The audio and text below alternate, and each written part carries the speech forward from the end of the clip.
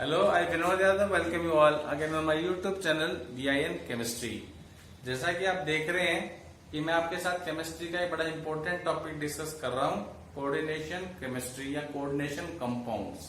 अभी तक मैंने आपके साथ उनका इंट्रोडक्शन कर दिया है, उनके टर्म्स जो इन्वॉल्व होते हैं फॉर्मूले में वो सब कर चुका हूँ, आईयूपैक नोमेनक्लेचर कर चुका हूँ और बॉन्डिंग भी खत्म कर दी थी। ओके, पिछले लेक्चर में मैंने आपके साथ एक थ्योरी डिस्कस की थी, क्रिस्टल फील्ड थ्योरी, जिसके आधार पर हम समझा सकते हैं कि गिवन कॉम्प्लेक्स का मैग्नेटिक बिहेवियर क्या है इस टाइप से, और उनका हमने डायपोल मूवमेंट भी निकालना आपको बताया था। आज जो मैं टॉपिक ले रहा हूं, जैसा कि मैंने बोर्ड के ऊपर लिखा हुआ आप लोगों के लिए, stability of coordination compounds in solution. ठीक है जी। तो देखो, आप सबको मैंने पहले ही बता दिया था कि जो कोऑर्डिनेशन कंपाउंड्स होते हैं उनका जो कॉम्प्लेक्स वाला जो पार्ट होता है, it does not dissociate completely into it ions. Okay, जैसे अगर आपको याद हो, ये एक फॉर्मूला है मेरे पास, Cu NH3 2+, ये कॉम्प्लेक्स आयनिक पार्ट है किसी कॉम्प्लेक्स कंपाउंड का। ये डिसोशिएट नहीं हो पाता है, डिसोशिएट नहीं हो पाता है सॉल्यूशन के अंदर भी। ओके, अब इसका जो डिसोसिएशन है दैट वो किस पे डिपेंड करता है, that will depend upon the coordinate bonds formed between this ligands and this central metal atom. Okay, लेकिन अगर मान लीजिए डिसोसिएशन होगा भी तो बहुत ही कम लेवल के ऊपर होगा, बहुत ही छोटे लेवल के ऊपर वो डिसोसिएशन होगा। ओके, तो अगर मान लीजिए डिसोसिएशन हुआ भी तो उसे हम शो करते हैं with the help of an equilibrium. किसकी मदद से? With an equilibrium. तो इक्विलिब्रियम को मैं ऐसे डिनोट कर सकता हूं, इसमें देखो Cu2+ और 4 NH3 है। ओके, अब किसी भी इक्विलिब्रियम का एक कांस्टेंट होता है। क्या होता है? एक कांस्टेंट, मतलब dissociation involves an equilibrium between the dissociated components as you are looking upon the board, and the dissociation can be expressed in terms of an equilibrium constant। अब यहाँ पे डिसोसिएशन हो रहा है तो जो कांस्टेंट होगा वो होगा डिसोसिएशन कांस्टेंट या इंस्टेबिलिटी कांस्टेंट, जिसको रिप्रेजेंट हम कर सकते हैं Ki से।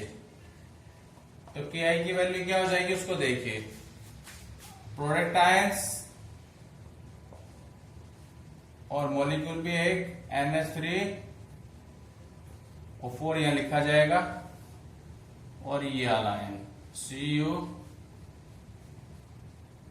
NH3 2+। तो ये तो हो गया डिसोसिएशन कांस्टेंट का। अब हमने स्टेबिलिटी बताना है तो स्टेबिलिटी कांस्टेंट ढूंढ लेना पड़ेगा। उस केस में मैं क्या करूंगा, इसको बनाऊंगा, we will form this ion, तो उसमें रिएक्शन उल्टा हो जाएगा। तो मैं लिख सकता हूं, दूसरे पेन से लिख देता हूं, मतलब ब्लैक पेन से। देखिए Cu2+ प्लस में 4 NH3 इक्विलिब्रियम Cu NH3 2+। इस केस में जो इक्विलिब्रियम कांस्टेंट होगा उसे हम कहेंगे स्टेबिलिटी कांस्टेंट। क्या कहेंगे? Stability constant. और स्टेबिलिटी कांस्टेंट का सिंबल होता है बीटा। क्या होता है? बीटा। तो बीटा क्या हो जाएगा इस केस में? Cu NH3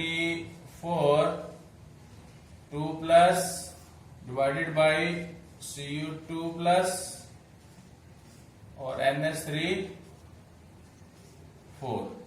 तो हमारा मेन मोटिव इसकी वैल्यू निकालने को लेकर है। ठीक है, और जो इसकी वैल्यू जो निकली जाती है वो एक्सपेरिमेंटल वैल्यूज होती हैं। क्या होती है? एक्सपेरिमेंटल वैल्यूज होती हैं। अब एक्सपेरिमेंटली ये रिएक्शन तो ठीक है, मैंने यहाँ पे एक बार लिख दिया, लेकिन हर रिएक्शन का एक मैकेनिज्म होता है। ठीक है, और मैकेनिज्म कैसे होगा वो समझ लीजिए। देखिए, उसके लिए ना आपको एक टर्म थोड़ा याद रखना पड़ेगा, एक लेबाइल कॉम्प्लेक्स होते हैं। क्या होते हैं? Labile complex. लेबाइल कॉम्प्लेक्स का मतलब है कि एक कॉम्प्लेक्स में से कोई लिगेंड को हटा करके कोई दूसरा लिगेंड हम उसमें लगा देते हैं। तो ये माना जाता है कि जो भी कॉम्प्लेक्स आयन जो बनता है वो कैसे बनता है, कि पहले उसके सेंट्रल एटम के साथ वाटर मॉलिक्यूल्स अटैच होते हैं। क्या अटैच होते हैं? Water molecules. और वाटर मॉलिक्यूल्स को रिप्लेस करते हैं दूसरे लिगेंड्स। तो यहाँ पे ठीक है लिख दिया है Cu2+, पर ये Cu2+ नहीं है, ये वास्तव में क्या है कि कॉपर के साथ पानी के मॉलिक्यूल भी अटैच थे। अब पानी के मॉलिक्यूल्स को रिप्लेस किया अमोनिया के मॉलिक्यूल्स ने, तब आप जाकर के आपका एक कॉम्प्लेक्स आयन बना है जो आपके सामने लिखा हुआ है। तो देखिए मैं इस रिएक्शन की मैकेनिज्म लिख के आपको बताऊंगा कि ये रिएक्शन वास्तव में कैसे हुआ है, और फिर बीटा कैसे निकला वो बताऊंगा, और फिर आपको 4 या 5 कॉम्प्लेक्स के मैं बीटा की वैल्यूज देकर के बताऊंगा कि बीटा की इंपॉर्टेंस क्या है हमारे लिए। ठीक है जी। अब पानी के मॉलिक्यूल्स को हम इग्नोर कर देते हैं इस केस में। तो देखिए कैसे बना होगा ये। तो पहली स्टेप में क्या होगा आपका Cu2+ एक अमोनिया का मॉलिक्यूल ले लीजिए उनमें से। ठीक है जी। तो आपका बनेगा ये ऐसा CuNH3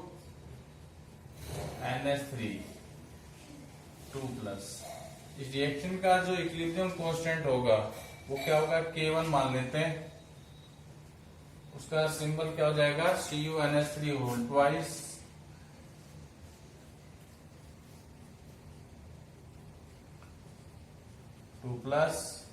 ऑब्लिक Cu2+ और अमोनिया। यहां पानी का मॉलिक्यूल क्यों नहीं दिखाया मैंने, क्योंकि पानी का मॉलिक्यूल को मैंने इग्नोर कर दिया। पानी के मॉलिक्यूल को हम इग्नोर क्यों कर देते हैं, क्योंकि उसकी जो कंसंट्रेशन होती है कांस्टेंट रहती है। ठीक है। अगली स्टेप में क्या होगा देखिए, इसको ब्लैक पेन से लिख देता हूं। अब अगला जो अमोनिया का मॉलिक्यूल है वो इसके ऊपर अटैक करेगा, CuNH3 तो 2 बन गए ना, पहले एक था एक और आ गया।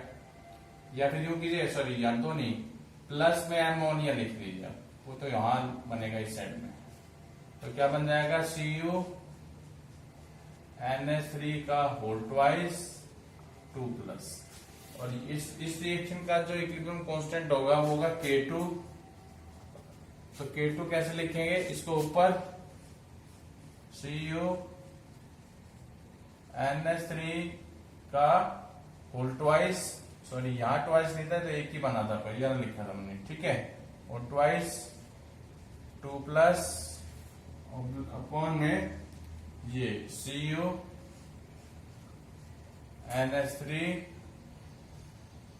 2+ प्लस में NH3।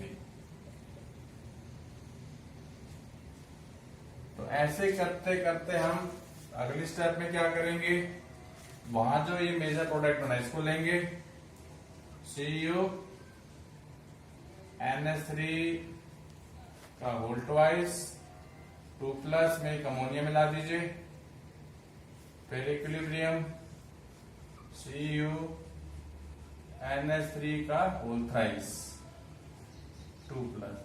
तो आपका K3 हो जाएगा, वो होगा आपका CuNH3 का होल थ्राइस का पार्ट 2+ और CuNH3 का होल ट्वाइस 2+ और अमोनिया। और फाइनली एक स्टेप और होगी, क्योंकि हम लोग 4 अमोनिया मॉलिक्यूल जोड़ने हम लोगों ने। तो चौथी स्टेप क्या होगी वो देख लीजिएगा एक बारी, ग्रीन पेन से लिख देता हूं।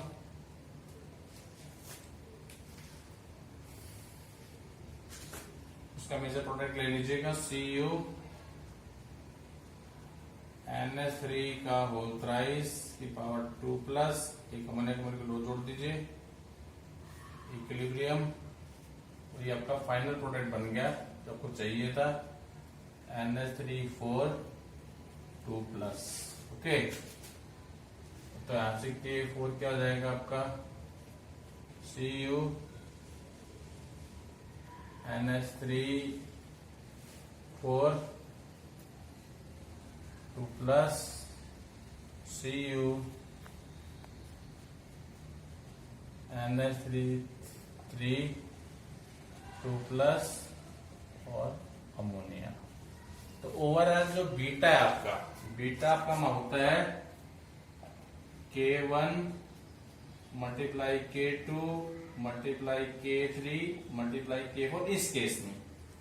ओके, तो बीटा की फिर कंसंट्रेशन की वैल्यूज को पुट कर करके K1 की कुछ वैल्यू आती है, K2 की कुछ वैल्यू आती है, K3 की कुछ वैल्यू आती है, K4 की कुछ और वैल्यू आती है, और ओवरऑल जो बीटा की जो वैल्यू आपकी आती है इस रिएक्शन के लिए वो आपकी आती है 4.5 मल्टीप्लाई 10 की पावर 11। ठीक है, ऐसे क्या करते हैं लोग, अलग अलग जो कॉम्प्लेक्स आयंस को बना बना के एक्सपेरिमेंटल वैल्यूज को फाइंड आउट कर करके इन्होंने बीटा की वैल्यू निकाल रखी है।